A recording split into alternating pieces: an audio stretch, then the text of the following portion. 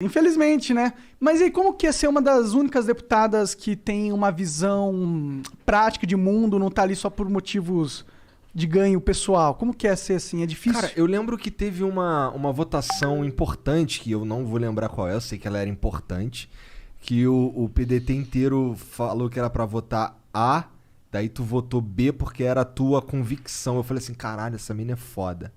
Essa mina, ela tá votando de acordo com o que ela pensa. Isso foi um bagulho que chamou minha atenção. Foi a Previdência, eu acho. A reforma da Sim. Previdência. Eu acho que esse é um bom exemplo. Obviamente foi um voto difícil, mas é um bom exemplo. Por quê? Muitas pessoas acham que a maior, divisão no Congresso é a esquerda e a direita. Isso não é real. Assim, tem um grupo de esquerda, tem um grupo de direita, tem um grupo ideológico. Mas tem um grupo muito maior que é o fisiológico. Que é esse que a gente estava falando. A pessoa não vai estudar e falar, cara, para mim o mais importante é eficiência, é combate... Não, não é isso.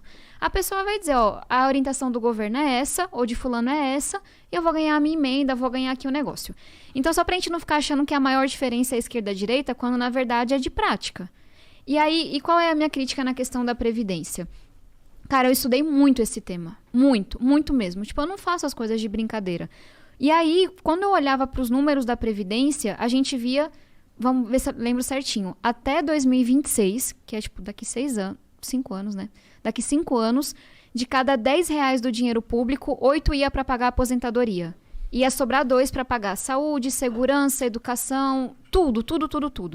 Então, para mim, era muito óbvio que a gente tinha que fazer uma reforma, porque as pessoas passaram a viver mais porque era necessário. E aí tinha uma outra coisa que me doía muito, que é esse Brasil desigual que a gente tem, né? Cara, sei lá, minha mãe foi diarista, meu pai foi cobrador de ônibus, meu tio é pedreiro. Essas galeras se aposentavam com uma regra, por idade. A turma de classe média ou de classe alta se aposentava por tempo de contribuição. Por quê? Porque conseguiam carteira assinada. Não é uma coisa que todo mundo consegue. E aí tinha muita, coisa errada que o governo mandou na proposta. Só que tudo que a oposição elencou, a gente conseguiu mudar. Tudo, 100%, que o governo mandou na proposta. E aí a gente, basicamente, é algo técnico, mas é importante explicar.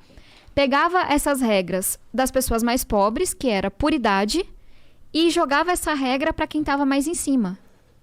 Só que essa turma ficou revoltada. E eu entendo que é foda, você tem que... Pode falar a palavra? Claro, você pode falar o que você quiser. Você tem que trabalhar, sei lá, mais anos pra se aposentar. É difícil mesmo, não é uma reforma que as pessoas votam com gosto. É foda. Mas era importante. E aí veio essa galera que ganhava acima de 2 salários mínimos e muitas vezes, sei lá, acima de 5, 10, tinha gente ganhando 40 mil na aposentadoria no legislativo, os próprios políticos. E falava, nossa, você fez algo desumano, vão trabalhar até morrer. E aí, qual era a minha revolta? Porque a galera de esquerda falava isso. Só que a minha turma da missionária, meus parentes, meus vizinhos, não tinham mudado nada na reforma, entende? Entendi. Por que é que a regra que se aplica a você agora é desumana, mas quando ela se aplica a minha tia, minha mãe, meu vizinho, ela não é desumana? Não tô dizendo que é legal trabalhar até 62, 65 anos de idade. Tô dizendo que esse povo sempre foi assim. E aí, como é que, enfim, você entende que a esquerda vai defender quem é mais pobre? Sim. Mas aí eu comecei a entender que não, que nem sempre. Às vezes a esquerda vai defender quem está organizado em sindicato, quem está organizado e faz lobby, não quem é trabalhador informal. Outras vezes a esquerda vai dar um voto porque quer estar no poder, que foi um pouco o caso do PDT. O Ciro Gomes defendeu a reforma da Previdência em toda a campanha dele. E eu olhava para a gestão dele no Ceará com muita admiração, sabe?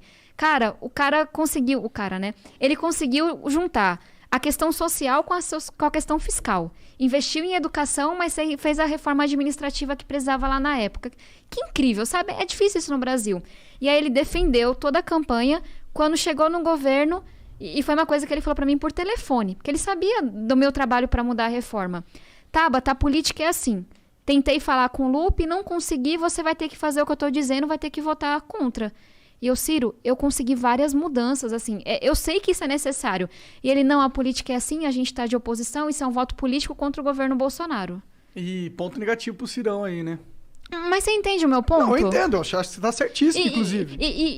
O último ponto sobre esse negócio de ser mulher. Eu não acho que ele teria feito o que ele fez comigo se eu fosse porque foram vários votos no partido, quase 1/3. Mas eu fui a única pessoa que ele xingou, desligou o telefone, eu achando que tava tudo bem. E aí ele sai dando entrevista me xingando, me chamando de vendida, de traidora, dizendo que eu servia a 2 senhores, porque é a cabeça do homem. Se eu disse não à coisa que ele mandou eu fazer, na cabeça dele outro homem disse sim. Ele não conseguia entender que era eu pensando o tempo inteiro, sabe? Então, eu acho que essa galera que tá há mais tempo na política tem que levar uns chacoalhões ainda.